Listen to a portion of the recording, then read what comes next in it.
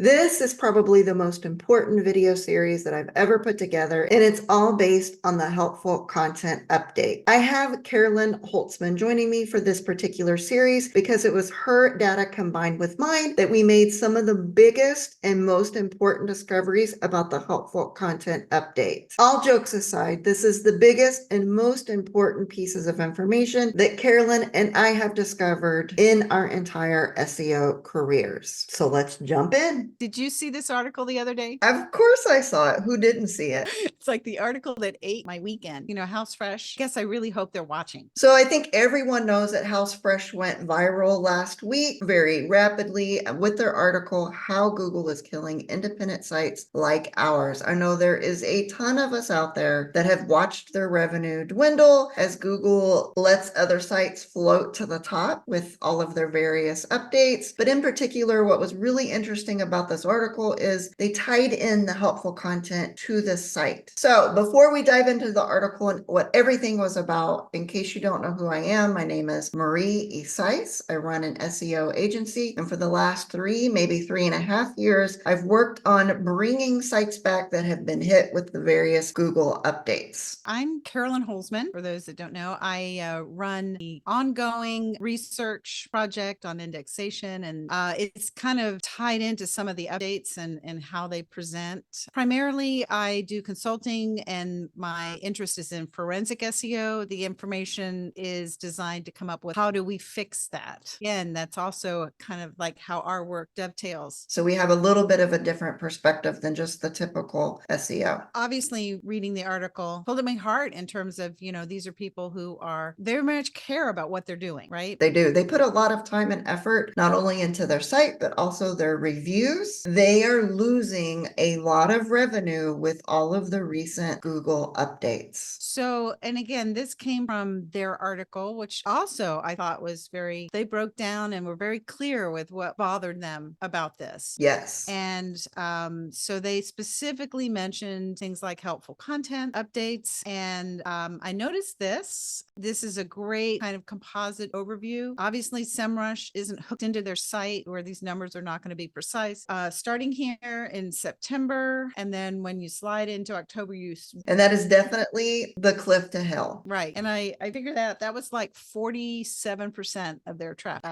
So almost 50% of their traffic was lost in the month of September. And then just looking at the organic keywords between September and October, and I'm looking at the total, right? Yes. I'm not breaking down by all the things. And so that was close to about a third of the number of keywords. So they've lost a third of their keywords in organic search. And then, obviously they were, upset about who they lost out to. What they're seeing is their positions being taken over by really big brands like BuzzFeed, Rolling Stone, Better Homes and Gardens, New York Times, you name it, they're losing their top spots. And we agree that the big brands are taking over those spots and that they are subpar reviews. They are not great reviews. They don't have stringent testing facilities. They're probably not even trying out the products. They don't mention it. These truly are reviews we cannot trust as the end buyer. I do think that their take on this is accurate. HouseFresh has taken what Google has said to do and put it on their site, but yet they're not in the top spots of the SERPs. The belief is if you do everything that Google recommends to do, that the natural end result is going to be your content will rank because it will fulfill this criteria. And it might also be a common thought process that those big media sites follow the same rules as niche or independent sites. News sites or highly authoritative sites are not held to the same standards. So what they can do and get away with, HouseFresh cannot do and get away with it in the same way. Easy to look at that and go, how are we going to compete, right? It seems unfair that a big site like that just out of the gate has that advantage. And so looking at all of that, I can fully understand why HouseFresh and other site owners are as upset as they are. So we agree with HouseFresh, but what we need to point out with this video is that if everything that they said was 100% true, then we all need to get out of SEO and quit right now and go apply at Taco Bell. Well, if I believed this, I would keyword in a heartbeat. Either I'm super contrarian or I may know some. I took a look to see like, well, do they rank number one for anything? And so according to SEMrush,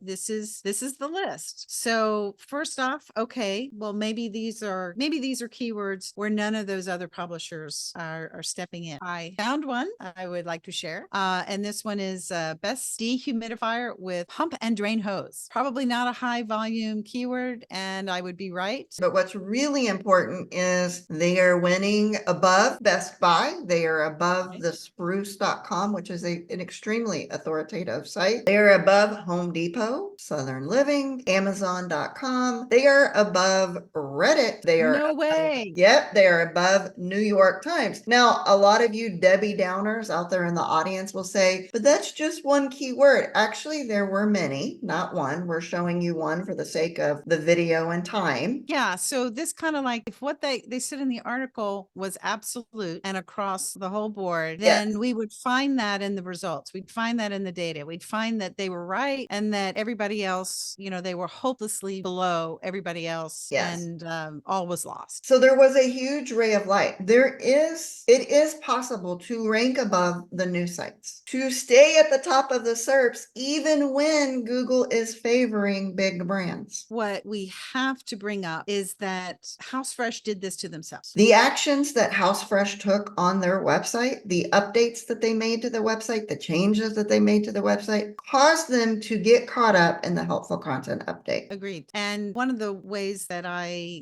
look at that is there has to be a change in viewing what we do. We can't continue to do the things that worked 10 years ago. Or 1 year ago. Yeah, 6 months, whatever. The fact that it worked in the past is not justification enough to continue to do it now. I totally agree. If it worked in the past, it doesn't mean it's going to work moving forward. Why is that? Well, that's what we're going to talk about and find out. It's the willingness to let go of what people think they know about keywords, how to use them, what they actually do. We either change with Google or we die. Adapt or die. So what we used to know, we let go of, and we move forward with the data and the new knowledge that we are gaining every day moving forward. What we're asking you to do is let go of what you used to know and thought was always working to learn the new ways so that you are able to adapt with Google and continue to succeed and be at the top of the SERPs. So are you guys ready to adapt and move forward with Google, or do you need to find another profession? That's the decision you need to make right now before you move forward within this video series. I really feel like it's our responsibility to, in some ways, remind them that no, the ball is not only in Google's court. That's right. The ball is actually in our court. This video series will talk about specifically the helpful content update so that you guys are able to understand the platform that you are working on, which is extremely important if you plan to come up with actionable steps to help save your site, your business, and your income. So we are on Substack at Search Driven Insights. You can find it by searchdriveninsights.substack.com. And actually, I will have the direct link in the description of this video. There's going to be a button when they get there. All you have to do is sign up with your email. And then that way, when we have the next